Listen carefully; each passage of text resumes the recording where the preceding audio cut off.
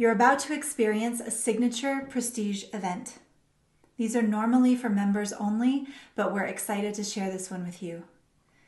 For the experience, find a quiet space and let yourself become immersed in the story. Lean into the breath work. If you're interested in understanding the science or method used, or you're a coach, a facilitator who wants to lead this experience with your clients, we've published this guided immersion in its entirety as a study in somatic experiencing. You'll find the link below. Welcome, travelers, to this world, my world, of Dark Alice. Your job is to listen, to shift, to immerse yourself in the story. Give yourself to the experience. If you'd wish, you may close your eyes, however you best listen. But open your ears. Listen carefully. Let's begin. Act 1, the cowboy. You'd been at the rodeo since dawn. The dust still clung to your boots, thick in the seams, ground in deep from years of wear. The air carried that familiar cocktail: hay, manure, sweat, and fried food sold cheap from wagons. You'd smelled it your whole life, and it never left you, not really. It was the perfume of everything you'd been, everything that had shaped you. The crowd roared when the bronc pitched a rider headlong into the dirt, and the sound carried like thunder through your chest. You didn't cheer. You'd been that rider too many times to enjoy watching another man fall. You knew the feel of dirt in your teeth, the whip of hooves too close to your ribs, the pop in the shoulder socket when you hit wrong. Your own shoulder still ached from last month. You flexed it absently, fingers brushing the scar tissue as though the memory were still lodged there. You were leather on the outside, but you'd paid for it. Dust storms, droughts, men dead, young, and buried in shallow graves. All of it had pressed into you until there was no softness left. You'd learned to be steady, not because you were unbreakable, but because you'd been broken so many times there was nothing left to crack. The announcer's voice carried across the arena, too loud, the twang drawn out for the crowd's pleasure. More events to come, more boys ready to be thrown, but you found yourself restless. The noise of the crowd clawed at your ears. The smell of fried oil soured your stomach. You thought of coffee, bitter, hot, real, and a pastry from the little shop you'd found near the edge of the city. You didn't care if folks thought it odd, riding in with your horse for such a thing. You never cared much for people's sense of what belonged where. A horse under you was home, no matter the ground. You told yourself it was for him as much as for you. He'd been penned too long, surrounded by shouts and dust, and the stink of animals not his own. Quiet stretch down a side street, a chance to breathe, a place to tie him close while you sat with something warm between your hands. That felt right. So you swung into the saddle and rode out, the noise of the rodeo receding behind you, replaced by the hollow ring of hooves on pavement. The city air bit sharper than the fields, sharp with smoke and metal, too sweet with perfume. It wasn't your world, but you could ride through it. You always had. With the coffee shop in sight, you could almost taste the bitter. And then it came. Bang, clatter, crash, shrack, thud. The sequence ripped through the street, sharp, sudden, foreign. Your horse twitched under you, ears pinned back, but you steadied him with one hand, slow, firm. Ahead, a commotion, a knot of people, faces tightening, bodies leaning but unwilling to draw too close. You couldn't see what lay at the center, not from here, but you knew the shape of such circles. People don't stand like that unless something's fallen, unless someone has.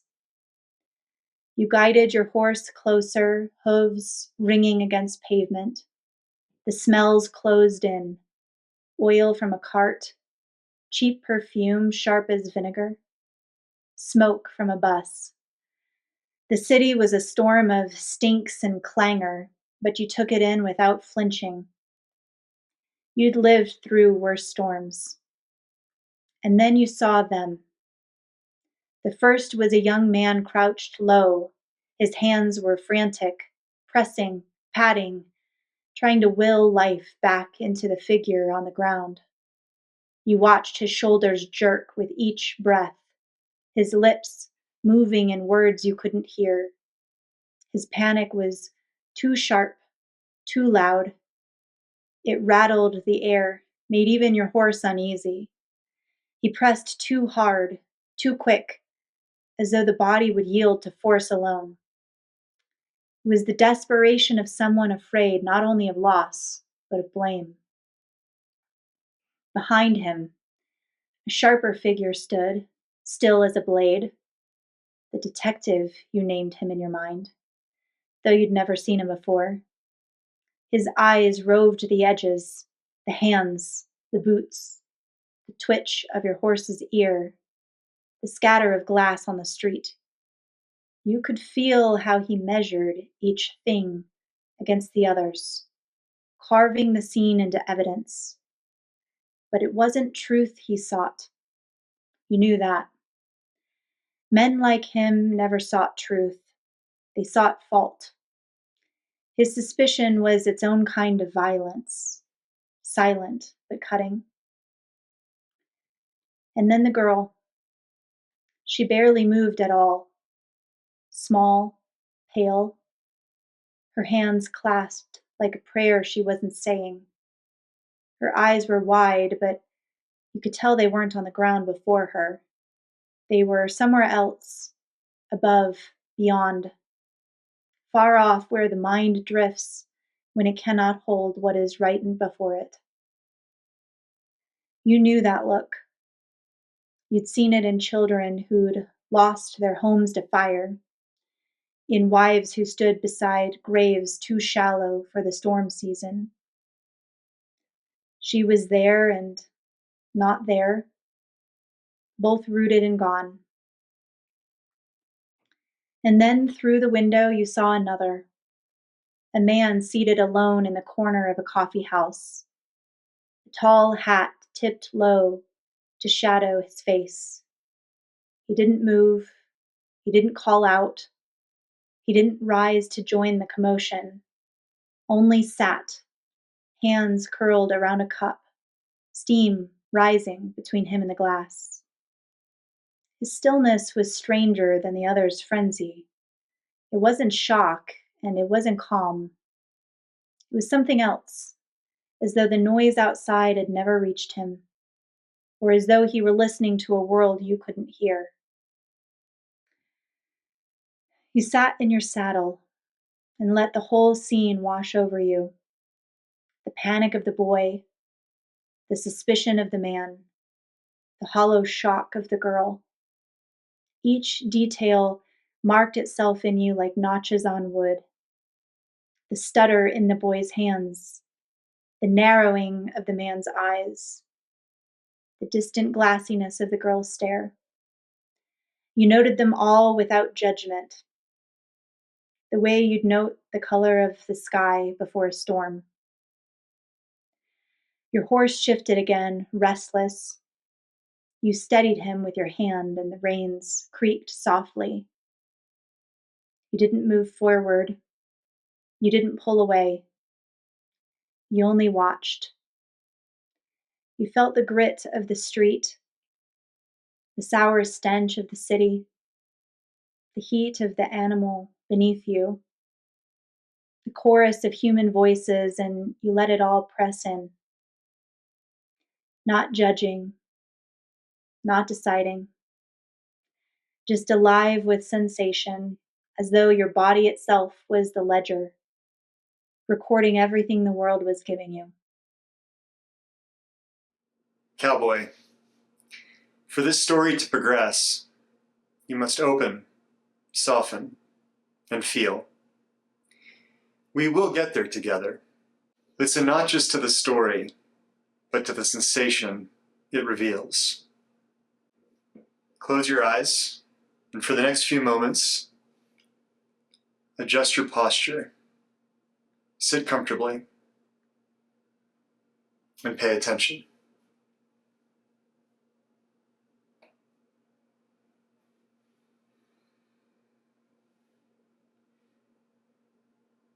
Let's begin with what you hear. Pay attention to the sounds in the room. The buzz of electricity, the hum of appliances, even the sounds of traffic in the distance.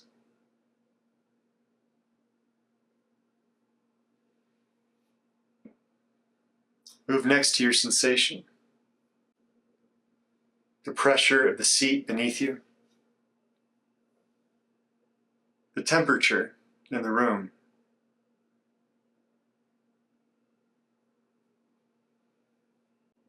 even the weight of the floor beneath your feet.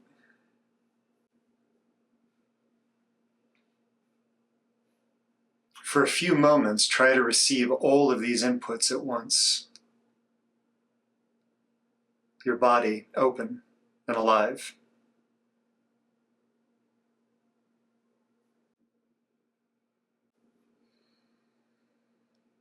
And now we turn to the breath.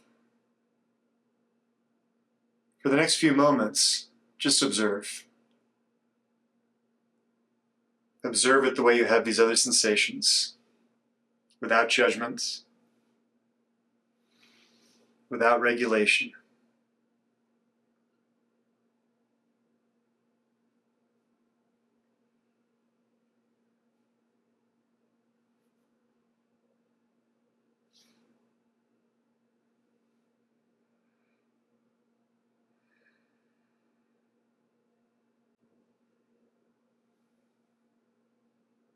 And as you find greater stillness, allow that breath to lengthen and deepen and expand. Slightly longer on the inhale, slightly deeper into the abdomen.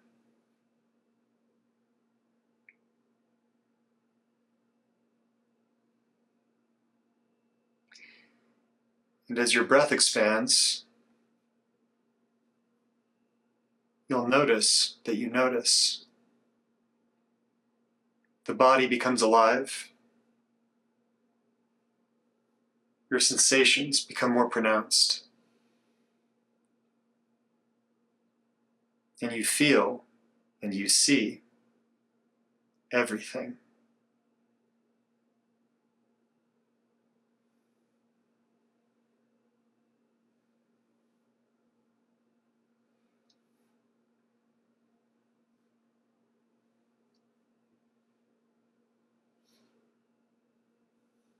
Cowboy, the stillness is yours. And it's time to come back. Open your eyes.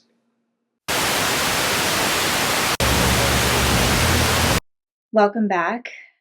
If you'd like, you may close your eyes, however you best listen, and immerse yourself in the story.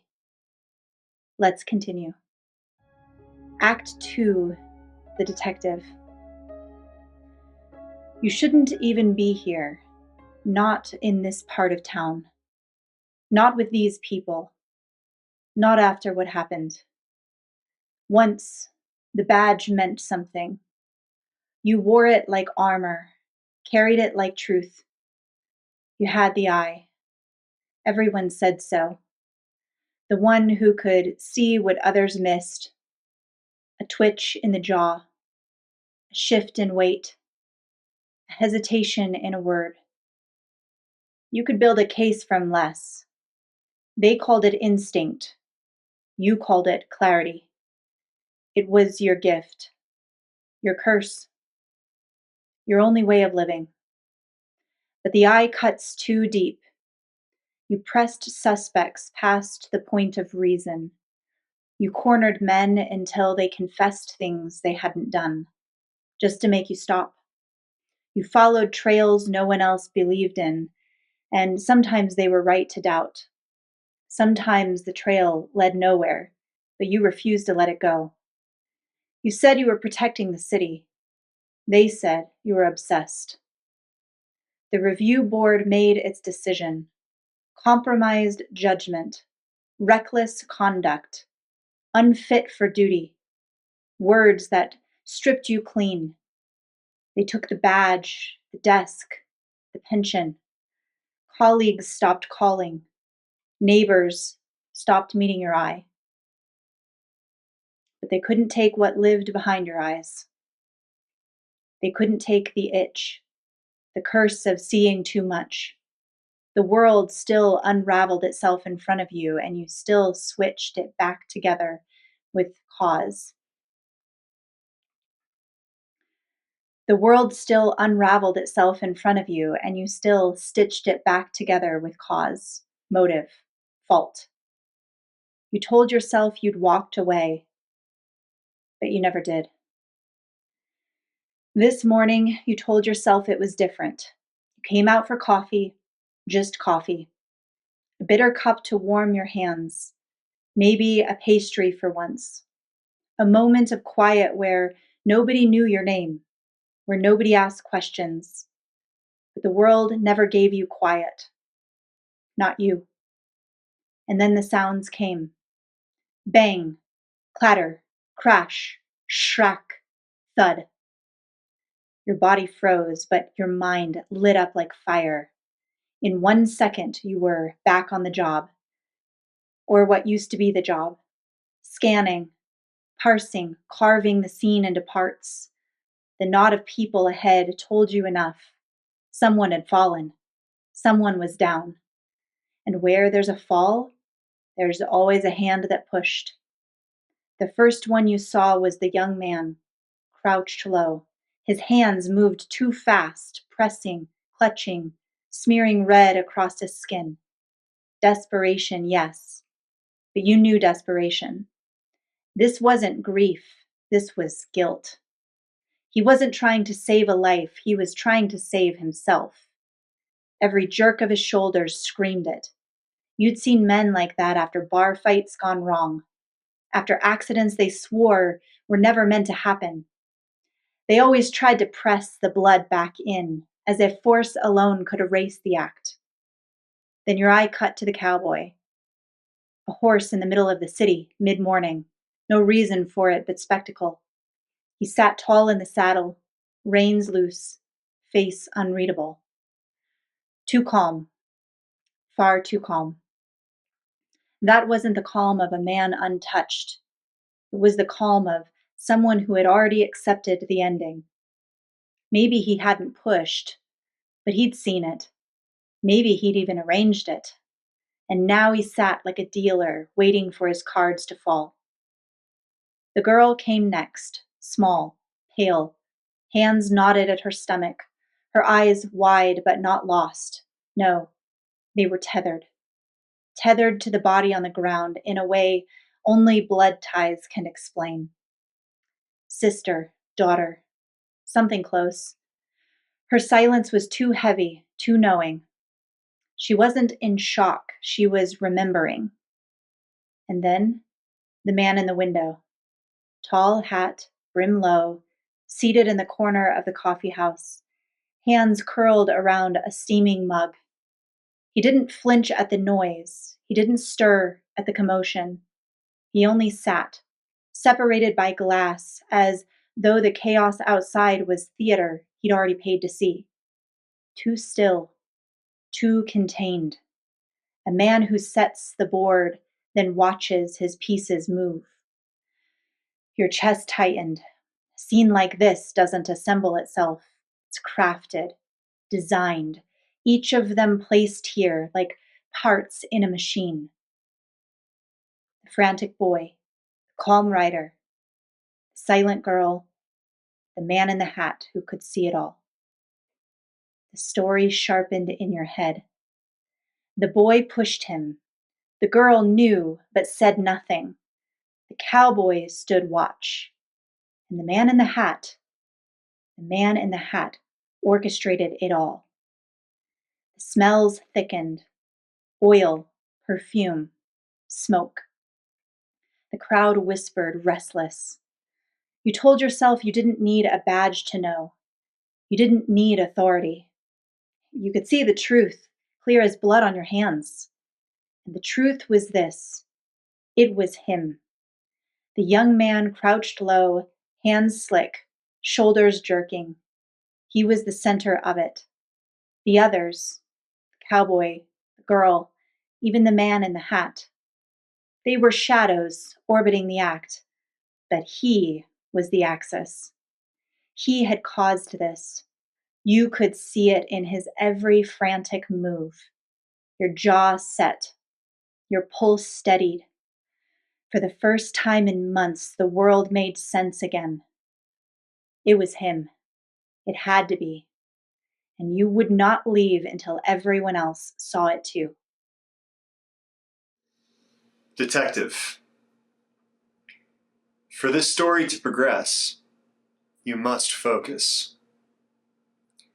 A focus so deep that the world becomes still. We will get there together. Listen not just to the story, but to the sensation it reveals. For the next few moments, adjust yourself in space. Sit tall, feet flat, and be still.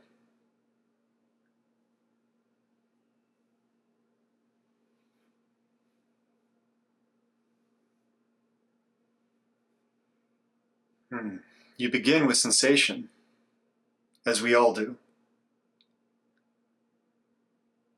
The temperature, the pressure,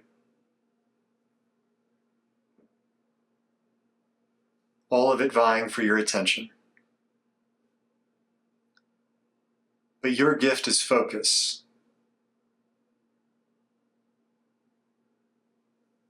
And so, with attention on the breath,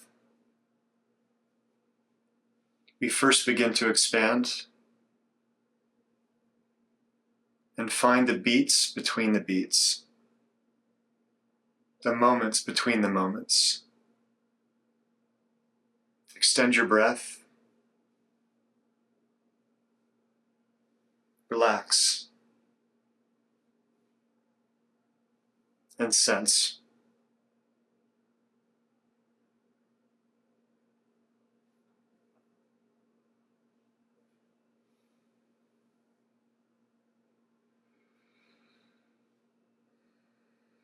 Now, direct your attention to the center of your forehead.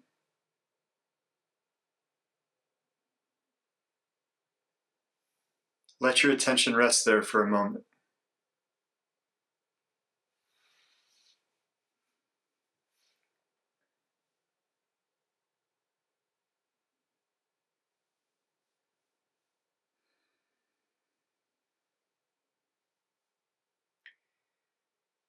And as you begin to inhale into that point.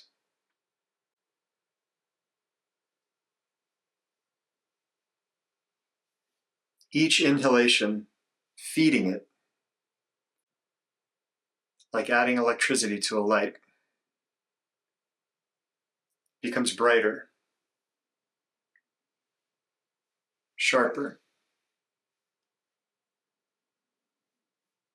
more pronounced.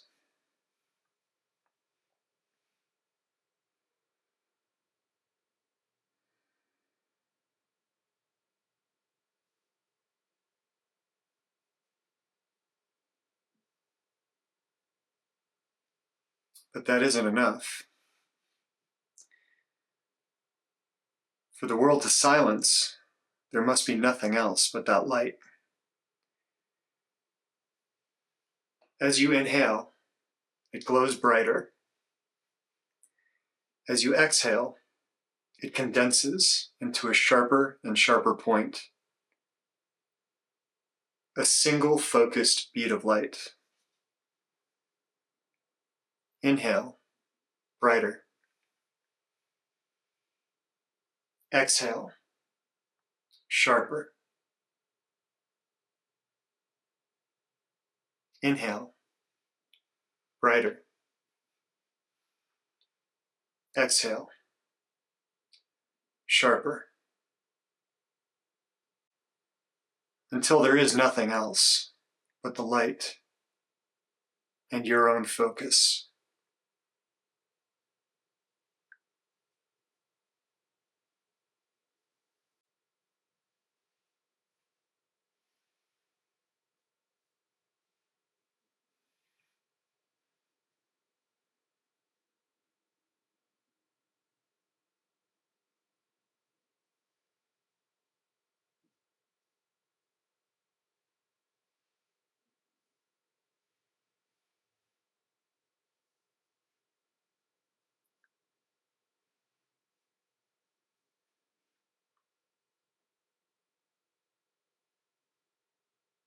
Now, detective, from that silence, you can return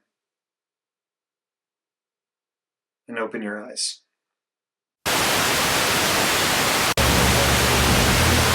As we continue, listen with me. If you wish, close your eyes, or however you wish to take in the experience. Act 3, the runner. You were already running when it happened. Not for fitness, not for fun. You ran because you had to. The morning had started with her voice, sharp enough to cut. She told you she was done with the way you carried the job into every room, every moment. Done with the way you scanned strangers in restaurants, the way you never sat with your back to the door. Done with the nightmares, the tension, the way even your touch carried the residue of sirens and blood. You don't know how to stop, she said. Even when you're here, you're not here.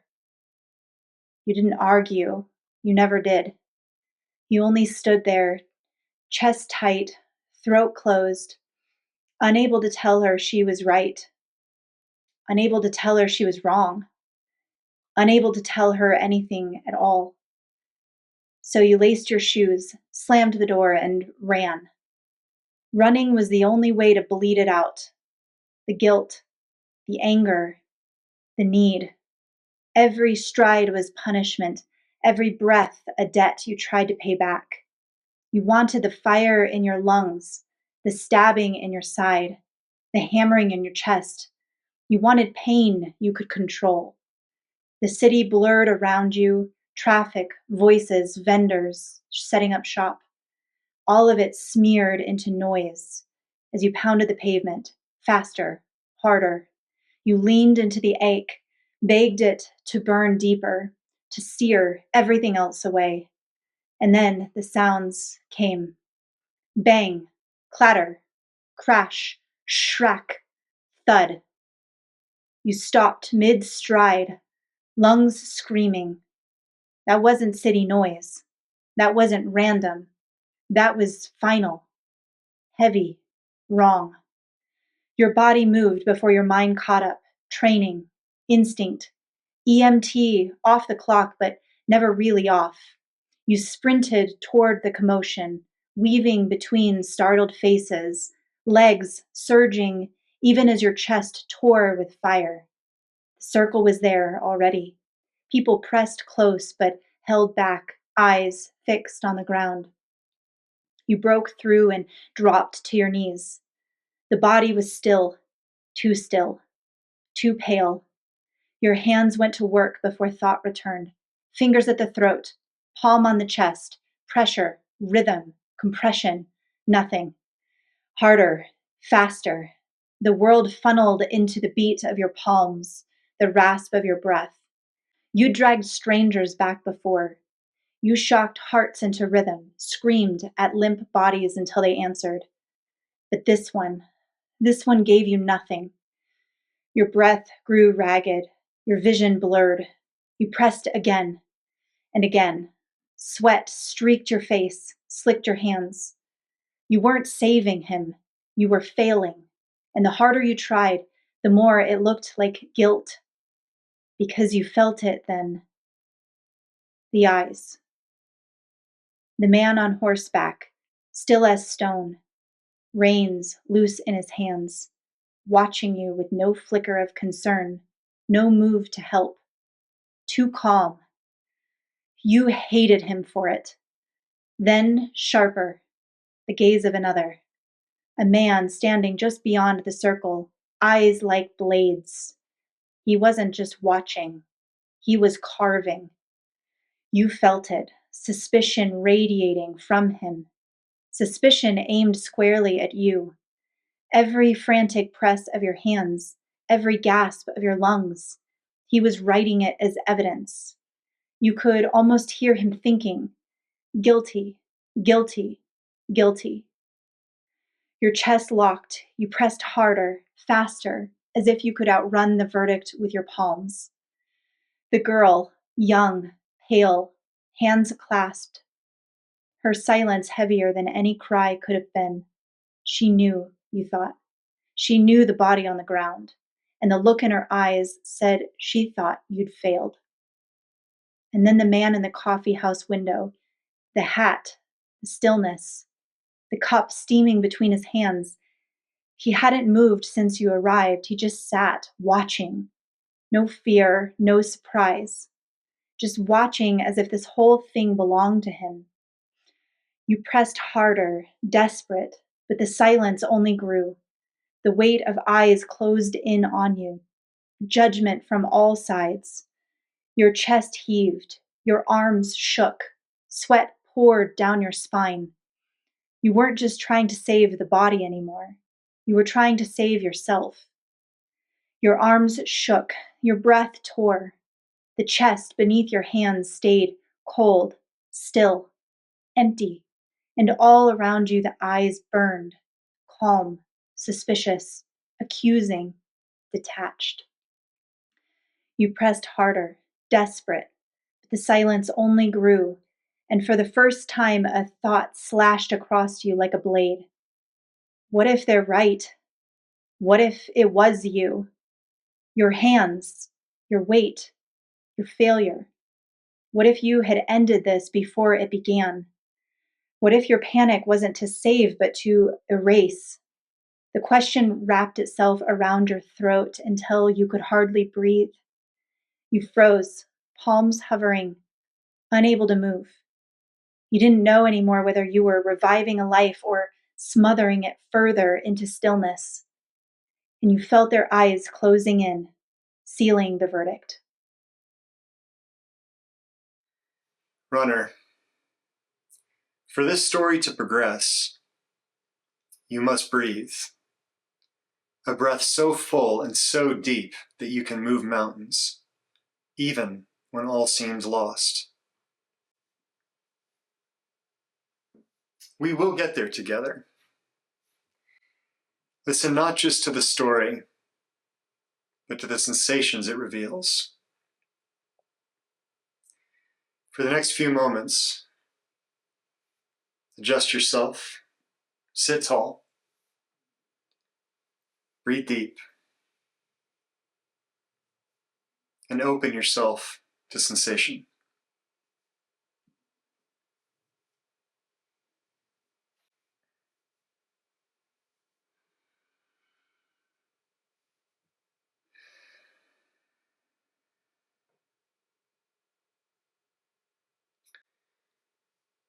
Bring your attention first to your breath.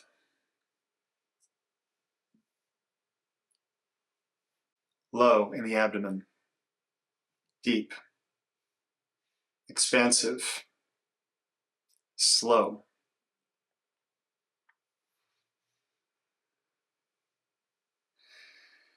Allow the next few breaths to stretch, and with them, notice what you notice.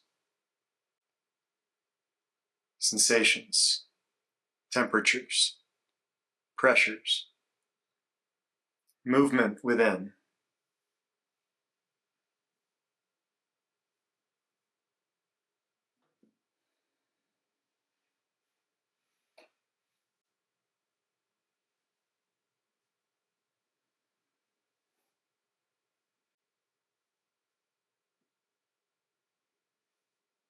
But you know, this is not your breath.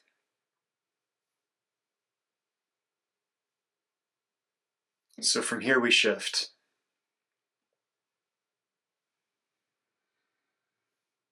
Begin not only to elongate and deepen the breath,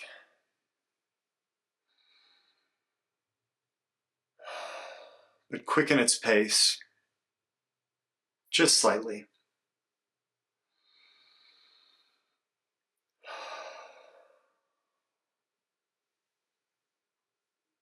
And with that, allow the chest to expand, not merely the low and slow breath of the cowboy.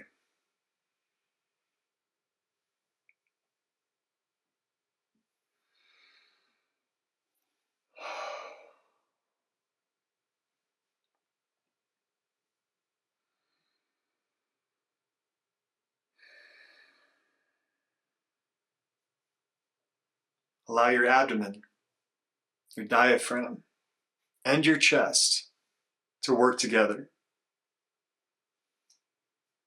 Each inhale creates more space. Each exhale, fuller and fuller.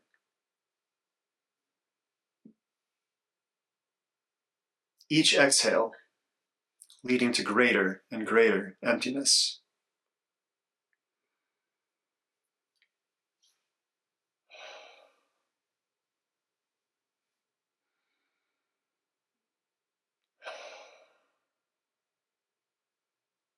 Continue.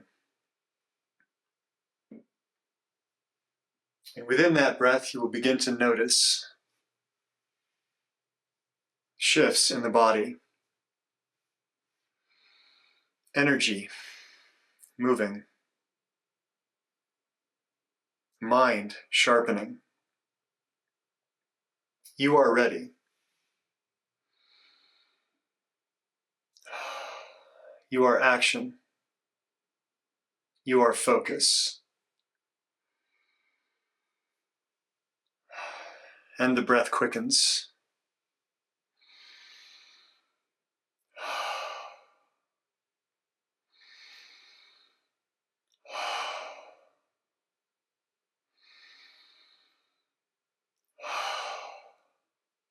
And you continue. Each inhale pushing the boundaries of what you can take in. Each exhale more extensive, and the pace quickens.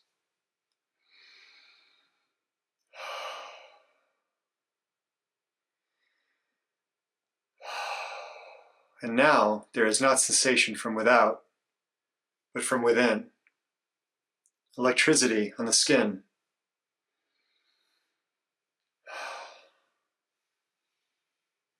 Power and tension within your muscles.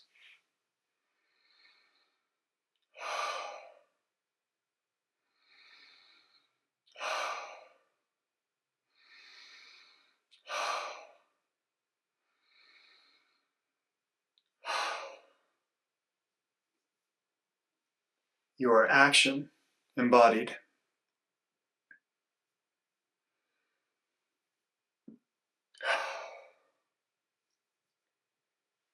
And from here, for 1 full minute, you're going to push it deeper faster, fuller.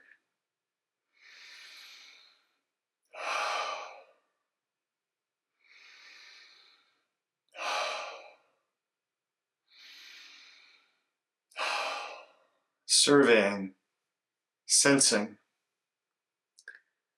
movement in the body, electricity on the skin.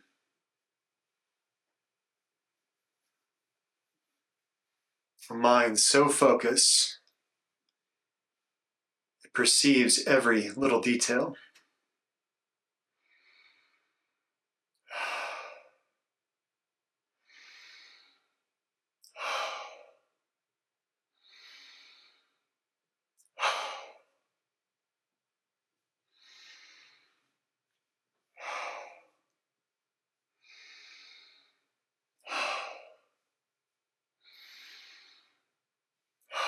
And in a few moments, when I cue, you're going to take the longest, fullest inhale that you've ever taken, and you're going to hold it for as long as you can hold it.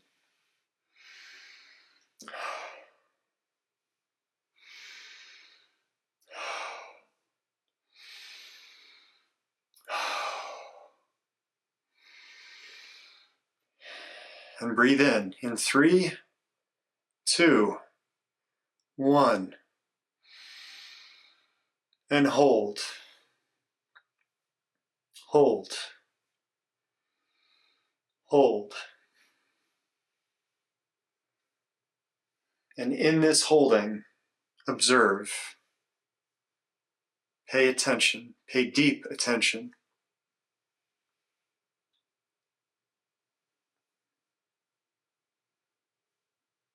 Your body is finding space, and it's releasing what you've stored. Observe the movement.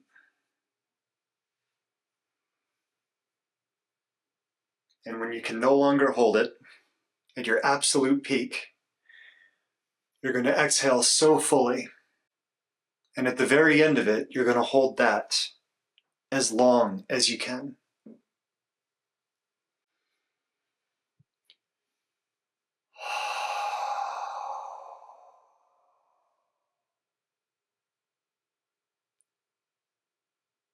And you're going to observe everything.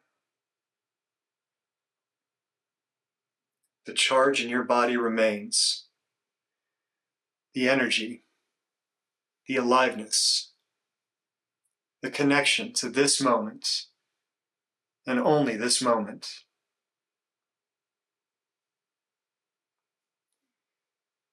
And when you get to the end, you'll allow breath to re-enter naturally, comfortably.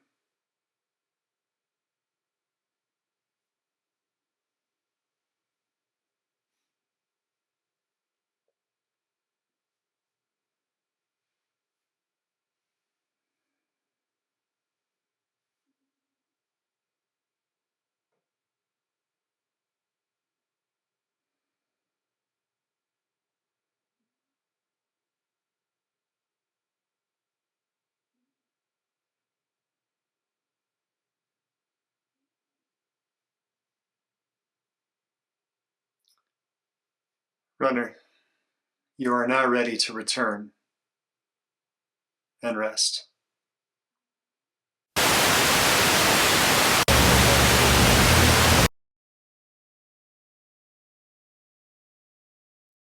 Welcome back. I trust you've had an interesting discussion. If you'd like, close your eyes, however you can take in the experience best. And so we continue the tale. Act 4, the girl. It was your birthday. Not the kind with balloons and laughter and piles of presents. Those were for other children, children with more. For you, it meant one thing: cake. One slice, once a year, from the coffee shop your father saved for. He always made sure it happened no matter how tight things got. He worked nights, odd jobs, whatever would take him, hauling crates at the dock, patching roofs in the rain, unloading trucks long after the rest of the city had gone to bed. He came home tired, calloused, pockets nearly empty, but on your birthday, he always had enough. Enough to look you in the eyes, brush your hair back with his rough hand, and say, "Our day." It was the only time of year he wasn't half somewhere else. He parked the car, lift you onto his shoulders, tell you the story of the first time he ever tasted chocolate cake, stretching it into something mythic, making you laugh, even when you were too old to laugh at it anymore. He had a way of turning crumbs into a feast, of making the little you had feel like more than anyone else could dream. And you sat in the back seat now, knees pulled tight, your doll balanced in your lap. Its hair was matted from years of love, one eye stuck half shut. You smoothed its dress, whispered to it about the cake you would share later, chocolate with cream, the kind that melted on your tongue like heaven. Your father had gone inside to fetch it, promising he wouldn't be long. You pressed your forehead to the window, watching the shop front glow closer, your chest tight with anticipation. And that was when the sound came. Bang, clatter, crash, shrack, thud. You froze. Your doll slipped from your lap, landing face down on the seat. The sounds echoed through your chest, too sharp, too sudden. Your breath locked. You sat there stiff, hands trembling in your lap, staring straight ahead but not moving. And then, motion. A man running, lungs heaving, eyes wild as if the world itself were collapsing behind him. He tore past the car, his panic slamming against you like a gust of wind. That was what broke the spell. You fumbled the door open, doll clutched tight, and stumbled out into the street, the runner's ragged breath still clinging to your skin. The air outside was hot, heavy, sour with smoke and perfume. Faces ahead were turned, gasps leaking out like steam, bodies pressing inward but not daring too close. And there, at the center, a figure on the ground. Your father. The breath went out of you all at once, like someone pulled the string that held you together. He lay too still, too pale, his arms twisted at angles you had never seen. And you knew, without thought, without explanation, that he wasn't coming back. That this day, your day, had ended before it ever began. Your knees locked, your doll hung limp in your arms. Your throat burned with a scream that never made it out. The world tilted, the smells blurred, the sound of your own pulse drowned everything. You felt yourself split, the street below, the sky above, and you somewhere in between. You saw yourself from above, a small girl clutching a broken doll, standing in the middle of a street she didn't belong in, staring at the body of the only man who had ever made the world feel safe. The man running, desperate, pressing, failing. The man on horseback, still as stone. Another man at the edge, eyes like knives. And through the glass, the one in the hat, watching, always watching.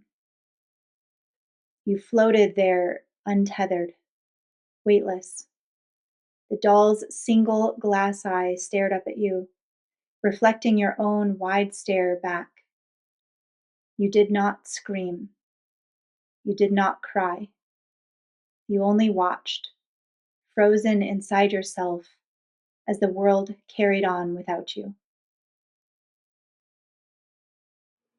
Little girl, for this story to progress, you must let go. You must release your attachment to this world and transcend above the noise, the pain. We will get there together. Listen not just to the story, but to the sensation it reveals.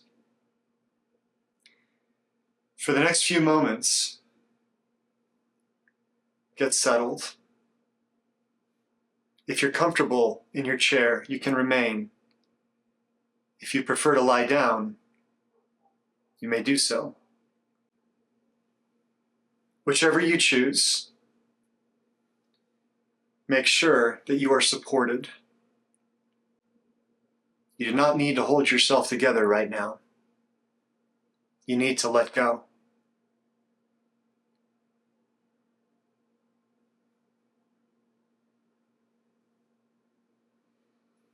We begin with the breath. Just the breath. Natural, unmodified, honest.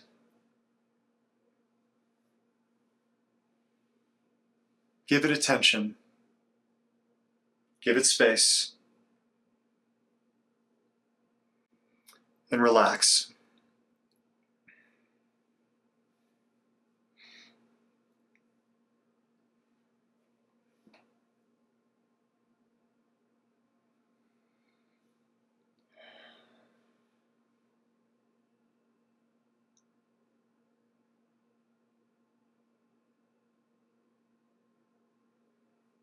Now,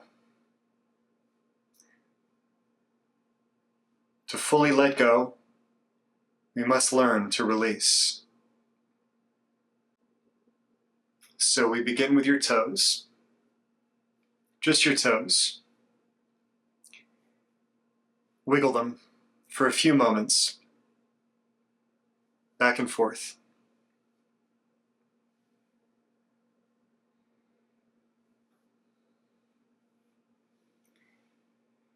Now, pull them all the way up, flexing your feet, pulling your toes as close to your shins as possible, and squeezing for 3, 2, 1, and release. Now extend them, pointing all the way away, and squeezing for 3, 2, 1, and release. Now, for the next 3 breaths, you're going to visualize breathing in through the soles of your feet. Now relaxed, now devoid of tension. Open vessels. That breath enters through the soles. It travels up the legs and into the abdomen, where it rests. As you exhale, it remains in the abdomen. Cycle a few more times. In through the soles of your feet.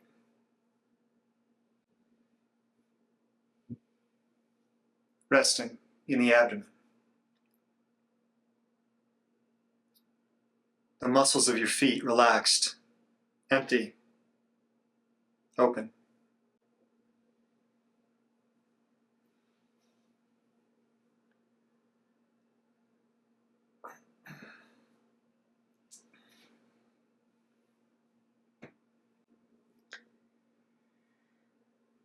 Now, whether seated or lying, bend your knees.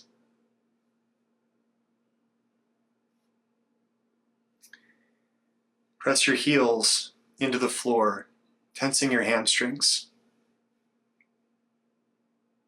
Doesn't need to be aggressive, It just needs to be felt. And holding for 3, 2, 1. Relax.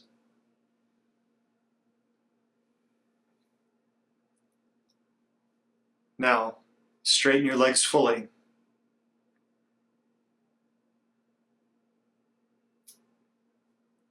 And tense the quadriceps for 3, 2, 1. And release. Now, with no tension in the thighs, draw your breath again through the soles of the feet. Visualize. It travels up through the calves, through the thighs, and rests in the abdomen. And when you exhale, it remains. In through the soles. Rest in the abdomen. Continue.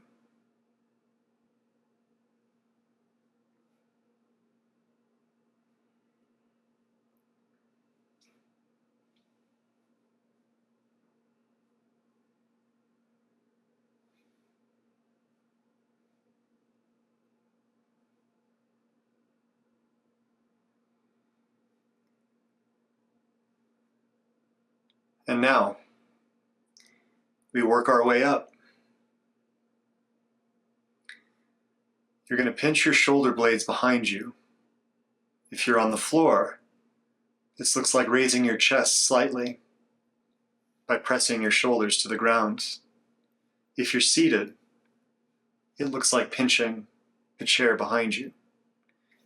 And you're going to squeeze and hold for 3, 2,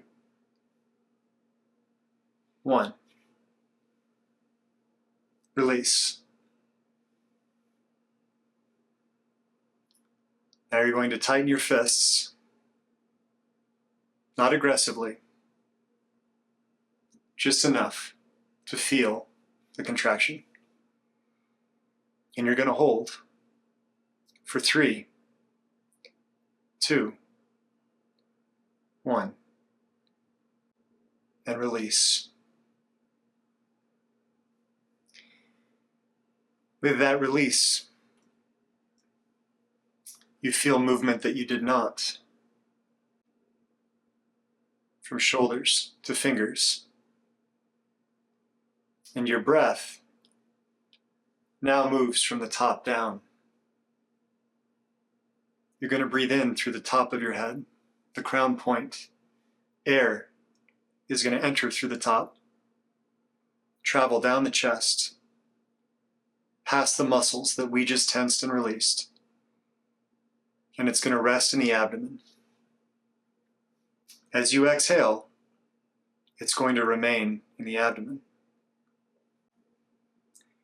In through the crown point, resting in the abdomen. In through the crown point, resting in the abdomen. As that breath moves through the body, anything that was once tense is released. There's no resistance. Shoulders are relaxed. Back is relaxed. Palms are open and alive.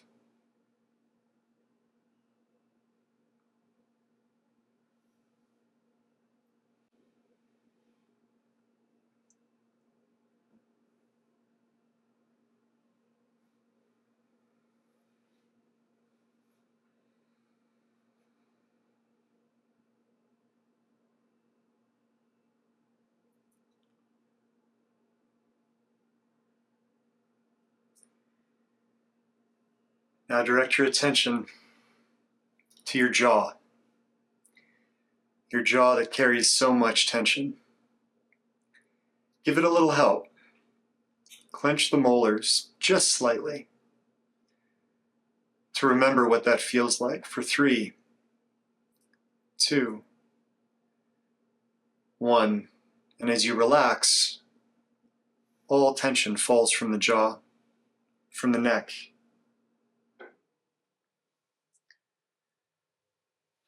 As it does, you feel tension fall from the forehead, the eyes, gravity pulling your face, your skin, your muscle. All of it relaxed, all of it falling to the ground.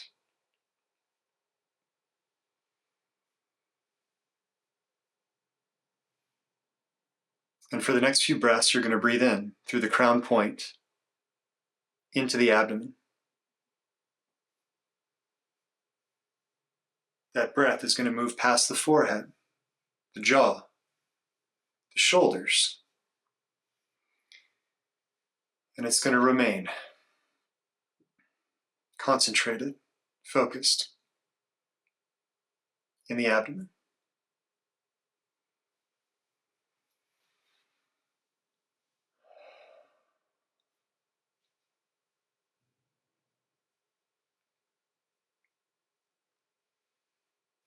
And now, there is no resistance left in the body, no resistance in the mind. Your body is hollow, as if every pore is breathing, receiving air, receiving energy from top, from bottom, from every which way, breathing through soft tissue into the abdomen. And with every breath, you feel yourself more and more supported by your seat, by the ground. Your body becomes heavy. You don't need to hold yourself up anymore or keep it together. The surface does that for you. With every inhale, you become heavier, more supported, and you feel yourself sinking into the surface.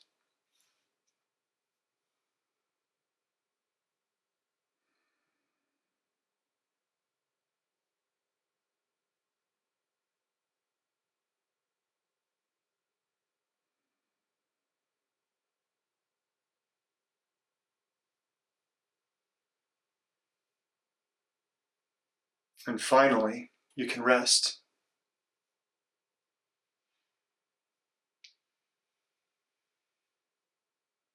Finally.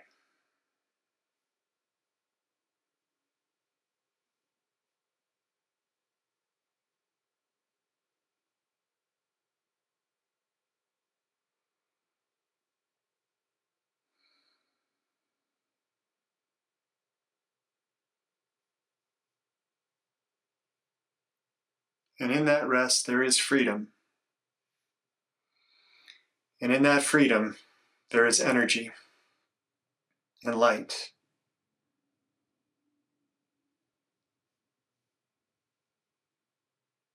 Your inhales carry more energy. Breathing in fully. This time, nowhere in particular. The breath happens through you, full, embodied. Your entire body is breathing.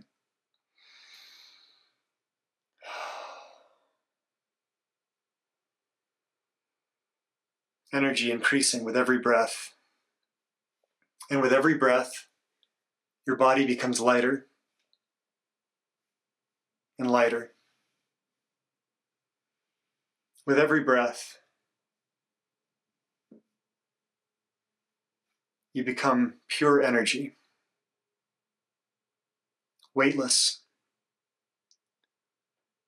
lighter and lighter, until it feels as if you are floating, hovering above,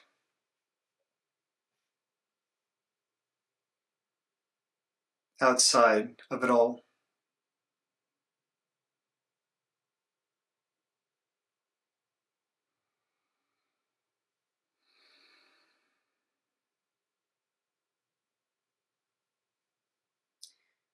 You look down and you see yourself.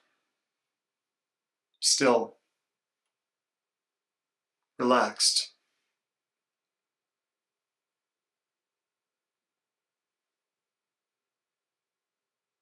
But not connected.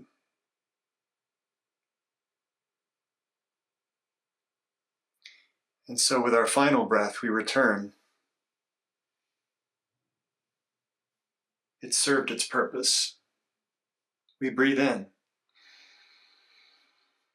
And as we exhale, we come back home.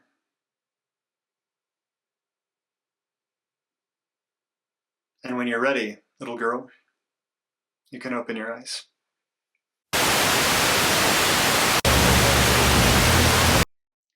Let's continue, shall we? If you'd like, close your eyes, however you care to take in the experience. Act 5, the man in the top hat.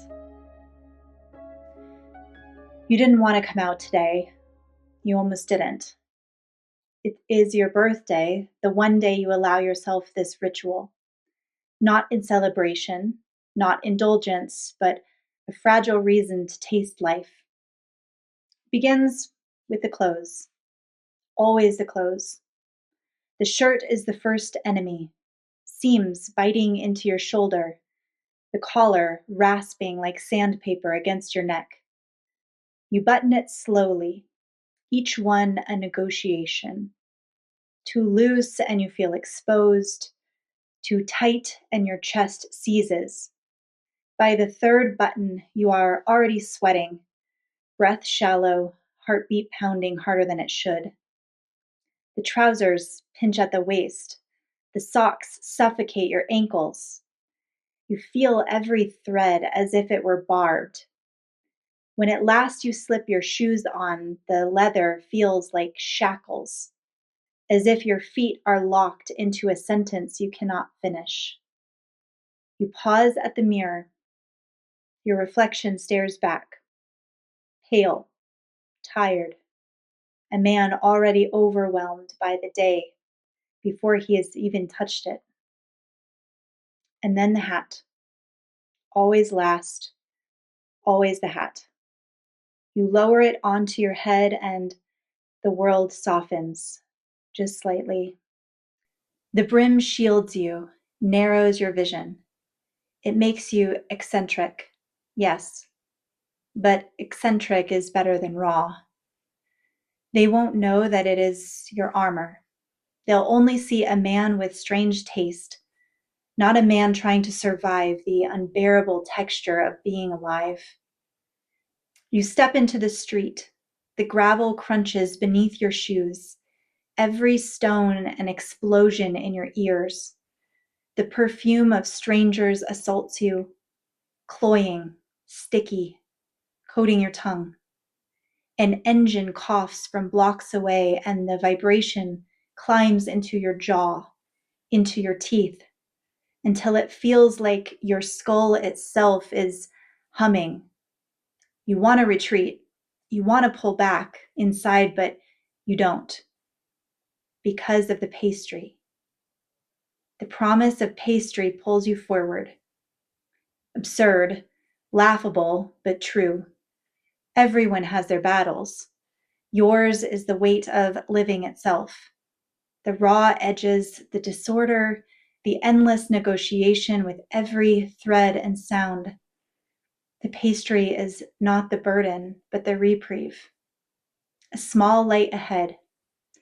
A flake of crust. The soft sweetness. The warmth of a cup between your palms. Enough to keep you moving. To taste life even when it scalds. You reach the coffee house. The door sighs as you open it, and the air inside is a mercy compared to the street. The girl behind the counter knows you. She nods, no questions, no words required. She knows the ritual by now. You move to the corner seat, the one facing the window, safe from the crowd. The pastry arrives, golden, perfect. The coffee steams, curls of vapor rising in a private dance. You wrap your hands around the cup, let the warmth seep into your palms, your wrists, your chest. You study the spiral of steam as if it were proof of another world. For a moment, you almost feel normal. Almost. Then it comes. Bang, clatter, crash, shrack, thud. A sudden clash of noise, sharp, startling. An eruption that jerks your head toward the window. Commotion outside. People gathering. The shape of an event forming. From where you sit, you cannot see clearly, but something in you insists. A fall. A body on the ground. The certainty strikes before the sight. And then you feel them. The cowboy first. Astride a horse, impossibly out of place on this street. Leather reins in hand, dust still clinging to his coat. His calm enters you before you even name him. The pulse of the earth, steady and unflinching. It seeps into your bones, foreign and unsettling. Too much steadiness pressed against your panic. Then, the detective. He cuts into you with narrow eyes, dissecting every angle, every detail. Suspicion coils in your lungs. You feel your breath lock, your chest tighten. His scrutiny is relentless, as though he is already writing the crime into your skin. The runner bursts through next. His lungs seize your ribs. His ragged breath shakes your hands. Sweat prickles your forehead. Your heart slams as if it will tear itself loose. His desperation makes you guilty by default. Through him, you are both savior and culprit, gasping for a role you cannot play. And then the child, small, fragile, waiting near the scene, her eyes wide, lift you out of your own body. For a moment you hover, watching from above. Time slowed, the world stretched thin. You drift in her hollow stillness, every sound muffled, every face distant. The cowboy's steadiness, the detective's suspicion, the runner's frenzy, the child's shock. You feel them all flooding your nerves, colliding inside of you until you can hardly sit still. And then, against every instinct to remain hidden, you rise. The simple act feels impossible.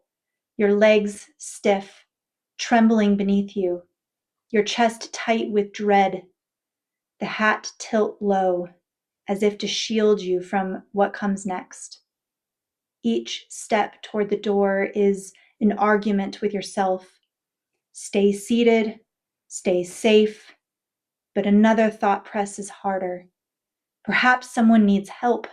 Perhaps if you do not move, no one will. So you force yourself into the street, the air suddenly heavier, and walk toward the place they are all staring. Every muscle resists, but you keep going. You brace yourself to see it. And there is nothing. No body. No blood. No fall. Only silence and the hammer of your own heart. You turn back to the window and you see yourself, still seated, pastry untouched, steam rising in the same delicate spiral, hat perfectly in place, and then the sound comes again. Bang, clatter, crash, shrack, thud. This time, every note is clear. A tray spinning, a waitress gasping, porcelain colliding with tile, dishes scattering like cymbals down a stairwell, identical, perfectly repeated. The cowboy dissolves, the detective fades, the runner, the child, vanish like smoke. The sensations collapse back into you, flooding, twisting, then slowly threading together again until you are whole, or something like it. You stand at the window, staring out at a street that bustles on, oblivious, life carrying itself forward as though nothing had broken, as though no world had come undone. And you tell yourself quietly, firmly, again and again, it's okay. It's all going to be okay.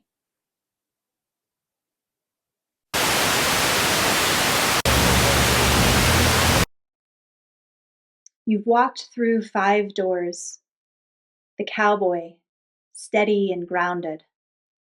The detective, sharp and suspicious. The runner, urgent and desperate. The girl, frozen and floating. The man in the hat, carrying them all. Each was real. Each was you. The nervous system tells stories in its own language, sometimes wide, sometimes narrow, sometimes frantic, sometimes gone. But all of it belongs. Integration is not about silencing these voices or deciding which one is the right one. It is about noticing and holding and remembering that you are large enough to contain them all. As you leave this space, you may feel whole, or you may feel fractured, unresolved. Both are fine. Both are true. The work continues in your body, in your breath, in the choices you make tomorrow and the day after. Take one last inhale, steady, full, and one last exhale, slow, complete. And carry this with you. You are not just one story, you are many, and you are still here.